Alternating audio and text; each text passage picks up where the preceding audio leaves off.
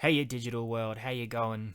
Here we are once again, still pushing forward, still growing strong with all the craziness that's happening in the world. I'm very glad you've taken the time to come and join me again to talk about some movie or TV thing that I'm going to talk about. As with most cases, I didn't know what I was going to talk about for quite some time.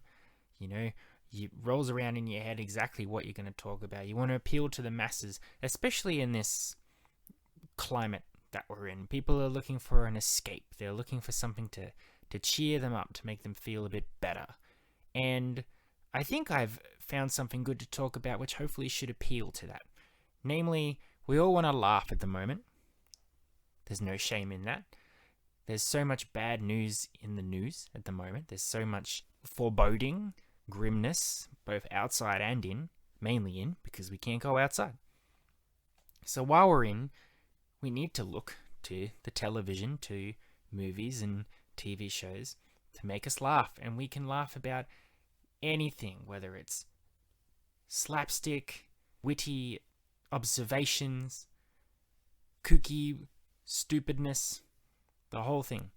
Now, there are a lot of comedies out there. I could spend this whole episode recommending every comedy in the world, but I want to look at a specific genre, namely because it's the one that gives me the most joy, and also because perhaps it's not something that a lot of people have considered. Maybe it's not too appealing. I'm not sure. There are certain different examples where I have recommended this type of comedy genre to people, and either it takes them a long time to come around to watching it because maybe it's just not appealing to them, maybe they've seen assorted episodes here and there and it hasn't quite grabbed them. But on the whole, once they've sat down and given these types of comedies a shot, they've realized that these things are fucking funny. That's our one swear word for the episode. Today we're going to talk about British sitcoms, and I'm going to talk about one specifically, but first I'm going to give a general overview because I know a lot of people have watched different British sitcoms assortedly all over the place and probably decided that it's not for them. British sitcoms don't make me laugh. British humour doesn't make me laugh. Well, have a think, really have a think about that, because maybe you're familiar with this man called Mr. Bean.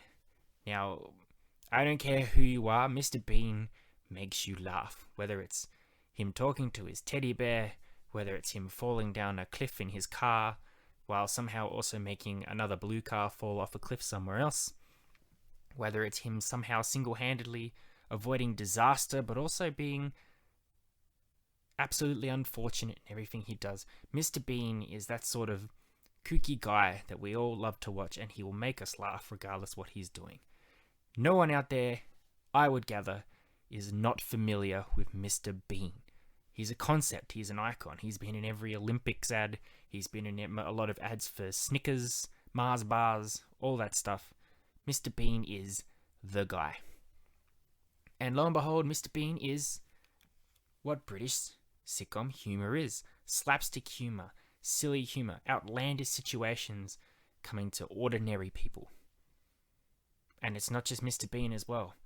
If you're familiar with the Monty Python movies, Monty Python and the Holy Grail, Life of Brian, The Meaning of Life, those sorts of absolutely bonkers sketches which boggle the mind how they came to be, but you just can't help but laugh at the most ridiculous situations. The Monty Python movies, of course, came from Monty Python as a sketch show in England, British sitcom. A lot of those sketches that made it to the movies were in a smaller scale on the TV show as well. And again, I'd be shocked to find somebody who told me that they'd seen a Monty Python movie and didn't laugh once, because there's so much in them. They're all over the place. There's got to be something. If you didn't, I don't know, maybe someone needs to give you a hug when this crisis is over. Maybe you need a little bit more joy in your life. I'm happy to give it to you by recommending that you watch these sorts of things. Even not with the old stuff as well. The IT Crowd was huge back when it was coming out back in end of 2000s. I remember at school people were talking about the IT Crowd in the morning and I had no idea what they were talking about. I assumed they were talking about the actual IT people at school. Ha! No, they weren't. They were talking about a fantastic comedy show starring Chris O'Dowd, Catherine Parkinson, and Richard A. Whitey. Now that's some funny stuff. Moss has been quoted to me over and over again with his email about the fire in the office, or his Dungeons and Dragons, or his special bra. Absolutely funny stuff. It's great. An IT crowd for a modern day appeal to modern audience. But again, it's built on the British humour, the absurdness of just three ordinary people in an ordinary situation coming across outlandish circumstances, whether it's a goth in the office next door, a bomb down the street, ladies' night where all the ladies are in fact men, all sorts of stuff, crazy stuff. Now I'm hoping with those three examples that I'm starting to get people to go, okay, maybe I do like British sitcoms, maybe I do enjoy their sort of humour, I'm not sure. Well, we've got a lot of free time on our hands, that's all I'm saying, and there is no limit to British sitcoms. They're everywhere. Give them a try. It's that sort of escapist humour I think that we're after at the moment. Something that we can watch, which doesn't require too much commitment. You don't need to know a storyline that's going on from episode to episode to follow what's going on. You can jump into any episode in a lot of these British sitcoms, immediately get the point, immediately get the characters, and immediately start laughing. What's important about recommending these British sitcoms to people is to recommend it correctly. The show I'm about to talk about later, I was recommending to a friend for a long time. Specifically, I wanted him to watch a particular episode. Now, in my opinion, it is the best episode of that sitcom series. However, it's the best episode because I'm familiar with the show. I'm familiar with everybody's mannerisms. I'm aware of how all the characters work. So I know that everybody is being funny in relation to the characters that they've set up. If you throw someone in the deep end into that type of episode, a lot of the jokes are going to go over their head. They won't quite understand what the point is. And they won't love it as much as you want them to love it. Although it pains me to admit it, it is a bad mistake of mine to recommend very specific episodes to certain people. You have to open your mind. You have to find an episode that someone can enter into, get what's going on, without the expectation that they need to think it's the funniest thing in the whole world. Now, as much as I love British sitcoms, I'm zeroing in on the British sitcoms of the classic era. So 1960 to 1980. That's when I think was the high point of British sitcom. Now again, a lot of people might turn their nose up because it is old. The mannerisms aren't quite what reacts in today's society. A lot of the scenarios we wouldn't really come across in today's age. But I don't know, looking back on those old British sitcoms, they're so goofy and silly. The characters are so unique that it's fun to replicate them, but you can never replicate them again the same way that they were in the first time, if you get my meaning. There will never be another character like a character from an old British sitcom because they are such an icon. They become so unique with their mannerisms and their characteristics and the stories that they go on. I know they try to remake a lot of them in today's society. I know if I go on the internet, there's always a new British series that's trying to remake an older series. And sure, they'll probably get a few laughs. It is the same sort of British humour. It doesn't have that spark, that magic that made the old British series so good. Now, when I talk about that era, there are a lot that spring to mind. I'm gonna fling off a couple of to you. Maybe you've heard of them. Maybe they'll ring a bell. Maybe you'll have heard of none of these. But these are some high quality, good British sitcoms that I think if you're stuck inside and you're miserable, are going to bring you some laughter and joy into your life. We've got Blackadder, starring Rowan Atkinson with Mr. Bean. Each series he plays a nobleman from a bygone era, whether it's King Henry, World War One. He always plays a conniving, grubby, terrible person, flanked by sidekicks that are completely idiotic. As the series progresses, he gets smarter, they get dumber. He's always trying to weasel his way out of scenarios or to get a higher standing, but of course things don't go exactly to plan, and he'll end up, if he's in World War One, on trial for shooting a pigeon. If he's in medieval times, he'll be in a duel to the death because he accidentally sneezed in the direction of a royal. Or if he's way back then, he might have the Black Death. These things might relate to what's going on right now. Worth a look. Some Mothers Do Have 'Em. Very old show about Frank Spencer, an accident-prone, lovable goof. He's the sweetest, kindest person in the world, but he just has bad luck. Bad luck follows him wherever he goes, and he drives everyone around him mental. A lot of slapstick humor in that one. Michael Crawford, who plays Frank Spencer, he's always hanging from the walls, falling upside down, doing somersaults. But he's sweet and polite, and you just root for the guy.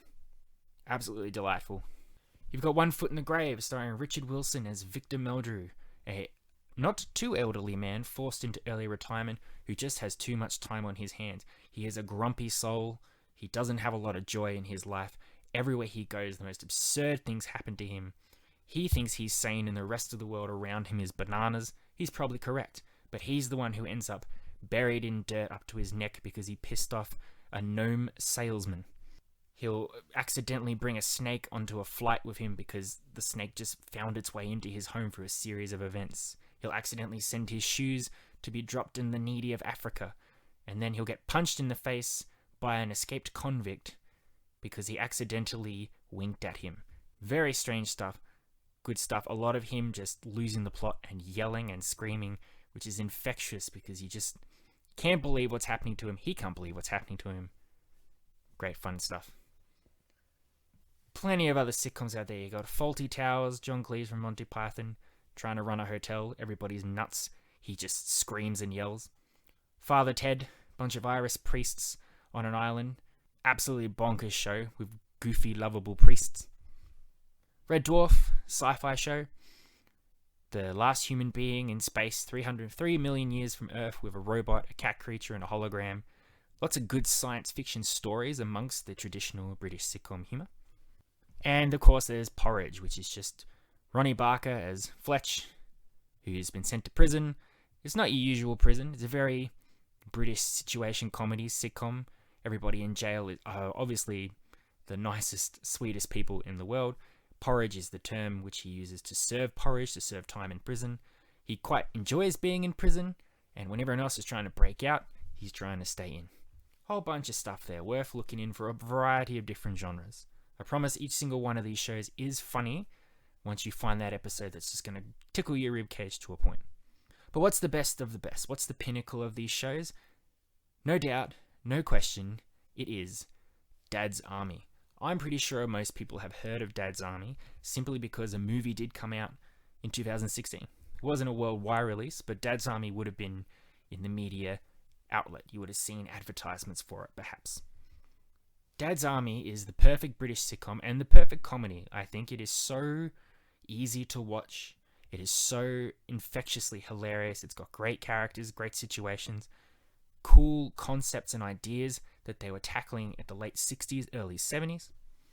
Basically, Dad's Army tells the tale of this platoon in World War II called the Home Guard, which is made up of a bunch of old men, essentially. They're too old to serve in the normal military, so they essentially volunteer to protect their home should an invasion from the Nazis ever occur. And they are the weirdest, oddest group of old men you'll have ever seen. They're very patriotic, they're very much for king and country, but they are goofy beyond belief. They're led by Captain Mannering, who is a bank manager, pompous dickhead, very much up himself, thinks he's the bee's knees when he's actually the most inadequate person not at all who should be leading these people. And he's got his right-hand man, Sergeant Wilson, who's the upper class, dignified gentleman, everything Captain Mannering wants to be, but never will be. But he's also sweet and polite. If he tells the soldiers to fall in, he's really going to say, do you mind, could you be so kind as to just do that, please, if it's not too much fuss. My favourite character is Lance Corporal Jones, played by Clive Dunn. In an interesting twist, he was the youngest actor on set, and he was playing the oldest man. He is insanely funny with the mannerisms he's doing, the kookiness. He's playing a character who served in all the wars before the Second World War. He's absolutely going senile. He's always brandishing his bayonet. He's getting lost easily. He has stories that ramble on to nowhere. He has famous catchphrases like, "Don't panic, they don't like it up 'em, permission to speak." His humour combines a lot of slapstick, so falling down into rivers, up trees, rambling stories, good puns. Absolutely bananas watching him. As a kid, I could not get enough of him. I'd repeat him to all my friends. Of course, as a kid, they probably weren't watching Dad's Army, so they thought I was just nuts. But Jones's humor, Jones's enthusiasm, Jones's mannerisms are guaranteed to have you laughing, even if you go on with your head turned up going, nope, nope, nope, he's just being silly. I'm not going to laugh. I guarantee you, if you sit someone else down to watch Dad's Army and you tell them Jones is the best, they might not believe you straight away, but give him time. Jones absolutely comes around to everyone. To fill out the rest of the platoon, you've got Fraser, a very, very aggressive Scotsman who thinks they're doomed all the time. Godfrey, a very kindly, sweet old man who always needs to go to the bathroom. Walker, the spiv, the man who's weaseled himself out of joining the regular army, can get you whatever you need for a price. And Pike, the mama's boy who wears his scarf. His mum's always coming to the platoon to tell him that he needs to come home because it's time for dinner. Those characters all together form Dad's Army, and they go on all sorts of crazy adventures, whether it's going to man an amusement park pier and a bomb accidentally drifts in underneath them. They practice rowing a boat and accidentally row into France, occupied France. Capture a bunch of Germans and they end up capturing them in turn, back and forth.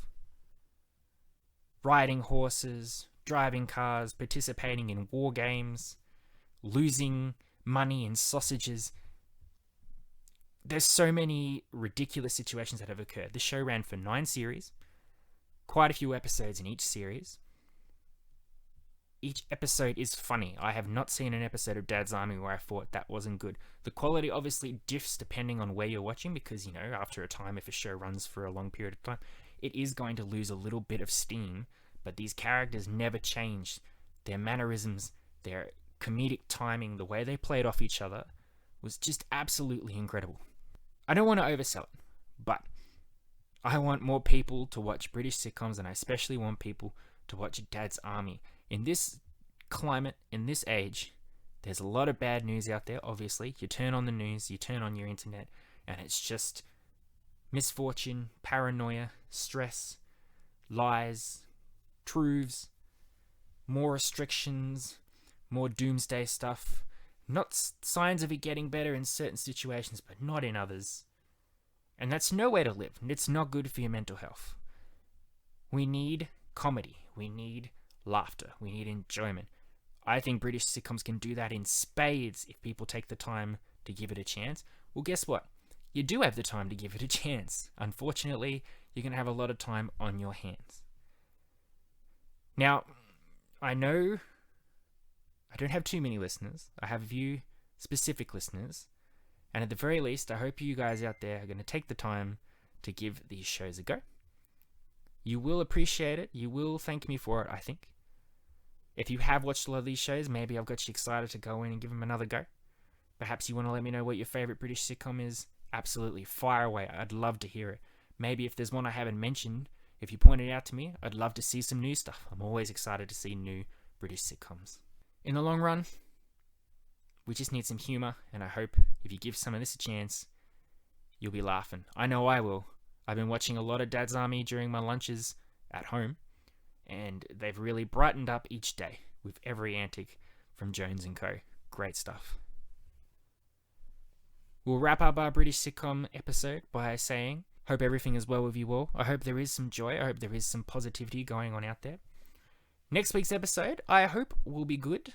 There'll be definitely a bit more enthusiasm in it because I'll be in a different sort of living arrangement, meaning I will have the ability to talk louder, talk more, to get off the leash a bit, to not hunch away in my little room here, bent over the microphone. I'll have room to move.